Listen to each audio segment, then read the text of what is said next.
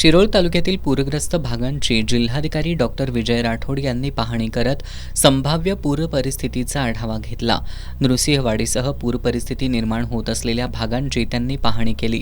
यावेळी त्यांनी महाराष्ट्र आणि कर्नाटक राज्यातील प्रशासनामध्ये मागील 2 वर्षांपासून सातत्याने समन्वय ठेवण्यात येत असून यंदाही महापूर टाळण्यासाठी नियोजनबद्ध उपाययोजना केल्या जाणार असल्याची माहिती दिली। तसंच विविध विभागांच्या अधिकाऱ्यांना सज्ज राहण्याच्या सूचना त्यांनी दिल्या।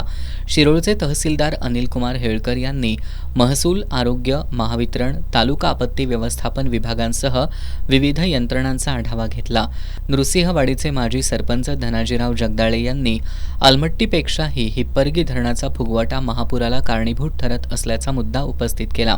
यावर जिल्हाधिकारी राठोड यांनी त्याकडेही आमचं लक्ष असून संबंधित अधिकाऱ्यांशी समन्वय ठेवून आवश्यक त्या उपाययोजना केल्या जातील अशी ग्वाही दिली। यावेळी राठोड यांनी श्री दत्त महाराजांचं दर्शन घेतलं। देवस्थान समितीच्या वतीनं त्यांचा सत्कार करण्यात आला।